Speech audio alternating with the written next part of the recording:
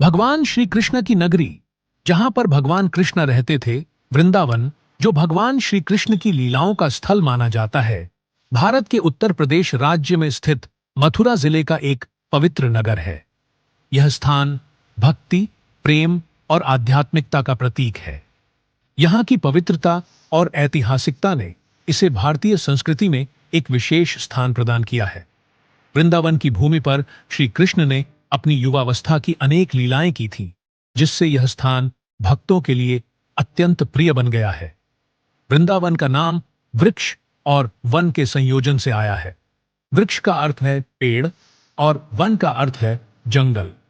यह मान्यता है कि यहाँ की हरियाली और पेड़ों की उपस्थिति के कारण इस स्थान का नाम वृंदावन पड़ा। धार्मिक ग्रंथों में इसे गोवर्धन के निकटवर्ती क्षेत्र के रूप में वर्णित किया गया है। वृंदावन का महत्व हिंदू धर्म में अत्यधिक है। इसे भगवान कृष्ण की बाल्यकाल की लीलाओं का स्थल माना जाता है। यहाँ की गलियां, मंदिर और वातावरण कृष्ण की भक्ति में लिपटे हुए हैं। वृंदावन की हर जगह पर भगवान कृष्ण और राधा की प्रेम कहानी को जीवित किया गया है। इसे भक्ति आंदोलन का केंद्र भी माना जाता है, जहां संतों और भक्तों ने कृष्ण की भक्ति का प्रचार किया। वृंदावन की भूमि पर अनेक किंवदंतियां और कहानियां प्रचलित हैं। एक प्रमुख कथा के अनुसार भगवान कृष्ण ने अपनी बाल्यावस्था में व्रजभूमि वृंदावन में कई अद्भुत लीलाएं की थीं, जैसे कि गोपियों के साथ रासलीला, पूतना का वध और कालिया नाग का दमन। ये लीलाएं आज भी भक्तों के बीच लोकप्रिय हैं और वृंदावन की पहचान बनी हुई है। एक अन्य कहानी बताती है कि जब भगवान कृष्ण ने मथुरा को छोड़कर वृंदावन की ओर प्रस्थान किया, तो उन्होंने यहाँ की हरियाली और सुंदरता को देखकर एक अद्भुत संबंध स्थापित किया। यहाँ की हरियाली और बांसुरी की मधुर धुनें उन्हें सदा लुभाती रही। वृंदावन के प्रमुख स्थल नंबर 1, बांके बिहारी मंदिर। यह मंदिर भगवान कृष्ण को समर्पित है। यहाँ की मूर्ति भगवान की बांसुरी के साथ स्थित है, जो भक्तों को आकर्षित करती है। नंबर 2, राधा दामोदर मंदिर। यह मंदिर राधा और कृष्ण के प्रेम का प्रतीक है। यहाँ राधा और कृष्ण की कई लीलाओं का चित्रण किया गया है। नंबर 3, इस्कॉन मंदिर। यह अंतरराष्ट्रीय कृष्ण भावनामृत संघ इस्कॉन द्वारा स्थापित एक प्रमुख मंदिर है।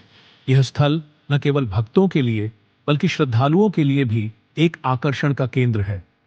नंबर 4, खिड़की महल। यह महल राधा कृष्ण की प्रेम कथा का प्रतीक है। इसे देखने के लिए भक्त बड़ी संख्या में आते हैं। नंबर 5, गोवर्धन। गोवर्धन पर्वत भी वृंदावन का एक महत्वपूर्ण हिस्सा है। यहाँ की पवित्रता के कारण इसे श्रद्धालुओं द्वारा पूजा जाता है और इसी पर्वत को भगवान कृष्णा ने अपनी उंगली पे उठाया था।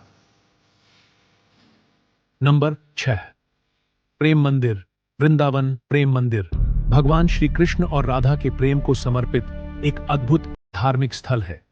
प्रेम मंदिर का निर्माण संगमरमर से किया गया है और इसका स्थापत्य अद्वितीय है। मंदिर की दीवारों पर भगवान कृष्ण और राधा की लीलाओं के सुंदर चित्रण किए गए हैं।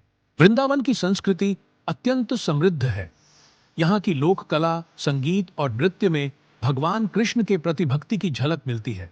रासलीला, जो भगवान कृष्ण और गोपियों के बीच प्रेम की कथा को दर्शाती है, यहाँ के प्रमुख नृत्य रूपों में से एक है।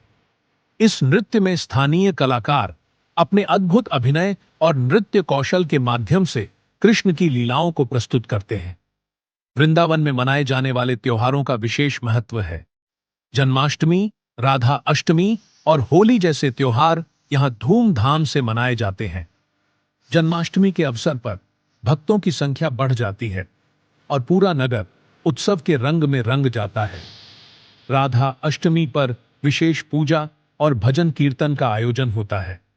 होली का त्योहार तो यहाँ विशेष रूप से मनाया जाता है, जहां भक्त एक दूसरे पर रंग डालते हैं और कृष्ण की लीलाओं का आनंद लेते हैं। वर्तमान समय में वृंदावन का महत्व और भी बढ़ गया है। हर साल लाखों श्रद्धालु और पर्यटक यहाँ आते हैं। सरकार ने भी इस क्षेत्र के विकास के लिए कई वृंदावन की भक्ति परंपरा अद्वितीय है। संतों और भक्तों ने यहाँ कृष्ण की भक्ति का प्रचार प्रसार किया।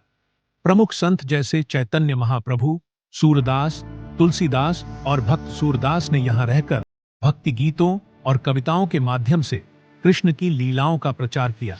यह स्थान न केवल भगवान कृष्ण की लीलाओं का गवाह है, बल्कि भक्तों के लिए एक दिव्य अनुभव भी प्रस्तुत करता है। यहाँ की हरियाली, शांत वातावरण और भक्ति से भरी गलियां इसे एक विशेष तीर्थ स्थल बनाती हैं।